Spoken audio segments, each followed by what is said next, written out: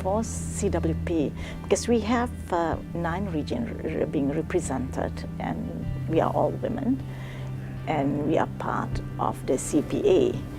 And there we will discuss on women issues, especially when it comes to our struggle is more for more women representation in all the Commonwealth countries, and our voice are being represented by the 9 members of the steering committee of CWP. The beauty of CWP is that we have a consolidation of ideas through the steering committee supporting the chairperson, and we are quite a connected group, which means that we have a focus throughout the region, and our approach to CWP issues is consistent. We meet quite regularly, which I think is a bonus, and that certainly helps in terms of delivering and standardizing what we do. We work very well together, and I think that that's really important. We have the importance of pipelines and getting women into Parliament. We have the importance of ensuring that once women leave Parliament, that their skills and abilities are still used in our communities. We have the importance of getting more women in. You know, ACT just achieved in our jurisdiction 52% women's representation. That's just fantastic. But really, it's not about the numbers or the roles of the women. At the end of it, it has to be about the outcomes we achieve. And I think that we need to ensure that the CPA sees our women as the best resource, because we are 52% of the population that our parliamentary democracies represent.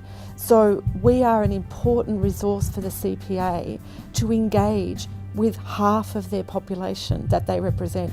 So I think there's an enormous potential for our participation, and it's great to see that CPA is engaging with us, and I'm really sure that things will even improve in the future. It's a really positive outlook for us. CWP really supports the development of women once they're in parliaments, but the other benefit is actually really supporting candidates who indicate that they want to become members of parliament, whether that's through mentoring or support programs or mock parliaments.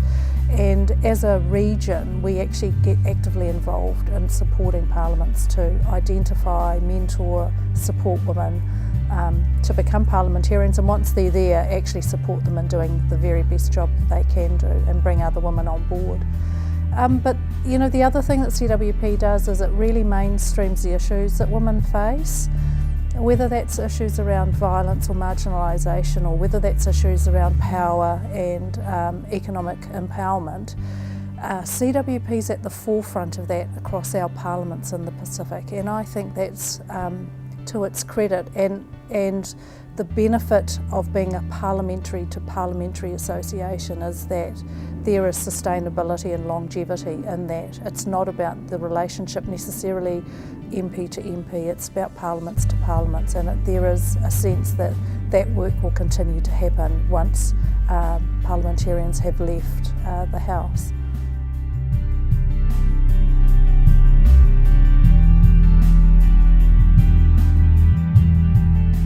The Organization of Eastern Caribbean States has not one woman leader, and CARICOM has just one, and it's always one or maximum 2. That's reason enough.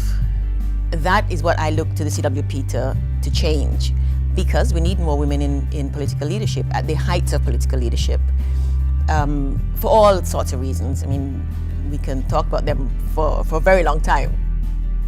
In my region, I think what is more relevant and important that we look at is about gender equality and how we can share that in our country especially. In my country, there's a lot of emphasis given to the ladies, to the women, for them to be given a chance in important decision-making positions in politics. The government plays an important role for this, but as usual, the acceptance from the men, we have to find a way and tune how to blend things together. Let me say the importance of gender equality takes into consideration that over time, women have not been represented in decision-making fora, regardless of the fact that they are the majority in the world, not just in the nation states where we come from. And the reality is that the legitimacy of government or any structure also derives to how those who have put it in power also feel they are a part. And I think, in my view, the importance of gender equality is that we have got women in our society who actually can make a contribution in shaping our public policy, in shaping our development policy. And if those voices are not heard, I think it weakens our possibility for growth, for creativity, because half of those society are just passive, and yet they're a critical component. If one looks at the World Economic Forum Global Gender Gap report of 2016, in its preface, I must say that there's something very interesting that they argue why gender equality is important. And they draw on the lessons from Europe that with increased gender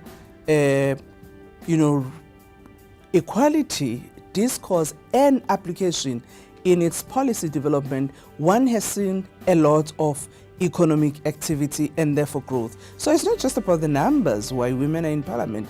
It's not just about the numbers why women must be in the boards. It's not just about numbers why women must be in economic spaces, but it is because their contribution brings economic value in those communities and development. Our Honorable Prime Minister Sheikh Hasina has set a goal to having a minimum of 30% women representation in our parliament, as well as in our private sector and public sector by 2030.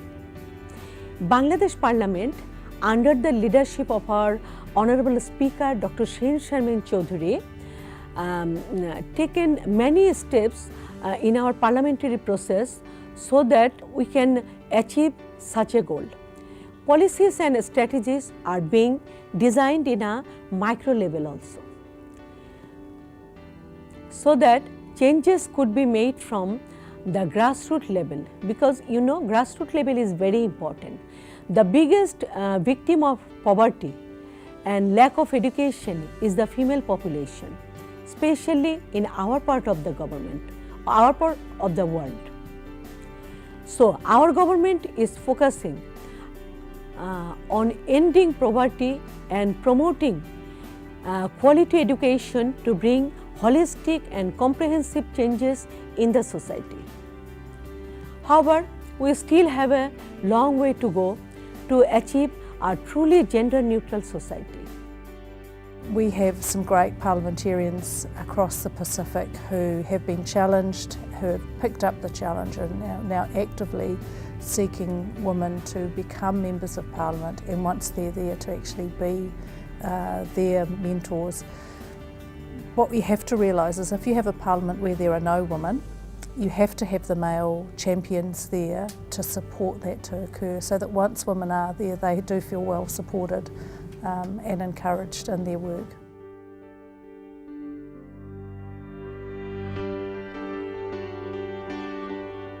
So I went with D.N. Marlowe, the late D.N. Marlowe, who was the minister, the first minister for Public Works, which is our very powerful committee. And she was telling me that when she came to Parliament, there were no washrooms for women. And we have come a long way. So what have women achieved? And I can talk from the Canadian Parliament level. We brought in changes to the budget. We brought in child tax credit, we brought in the early learning and childhood education, we brought in the EI, the paternity leave. So we used to have maternity leave, now we have paternity leave, and that is for 18 months. So I think there's been a lot of advantages to have women in Parliament, and we bring the level of testosterone down, which is wonderful.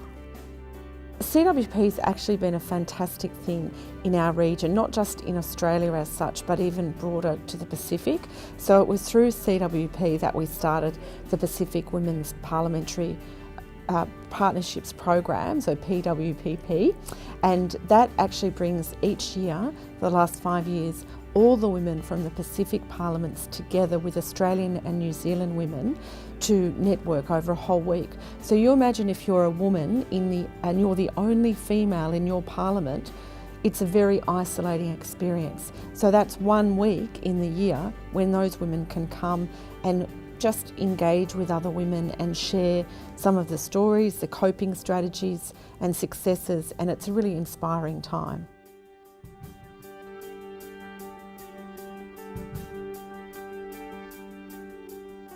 We need to continuously engage on what remain barriers for making women to participate in politics, particularly in parliaments and legislatures. Secondly, what strategies should we continue to develop to ensure that we improve that condition? One of those issues for me, which CPA can play, it's civic education, because it doesn't help, in my view, to only capture women post-tertiary education. It's about how we inculcate from an early age, the importance of politics and the importance of public policy, as well as the need for representation of all genders. With the recent CWP strategic plan for 2017-2019, we are creating one ecosystem in order to achieve what we are targeting, because we have the alumni part that we are going to form, where we will get former MPs and former legislators to help and support the present one and for the future one who wants to come on board. As part of the ecosystem, what we want to do is to also create, and we have started, a research strand where we will gather all the data from all parliament and legislatures, and from there we can know how many we have now and how to go about in achieving what we target for, which is 30% participation of women in parliament and legislatures. And after that, we can move on and start educating the public, especially in each region, on how to go about doing it. Because at the end of the day, what we want is to achieve the 30% participation. And we have 12 branches which has no women representation, and we can start focusing on that. To all the women in the world, dare to dream big, never give up, and strive for only the best. There is no limit what we as women can accomplish. We, all the women in the world, need to take charges of our own fate. Best wishes to you all. Thank you. In the absence of women in politics, the democratic conversation is simply incomplete. I, as Secretary General of the Commonwealth, am thanking you from the bottom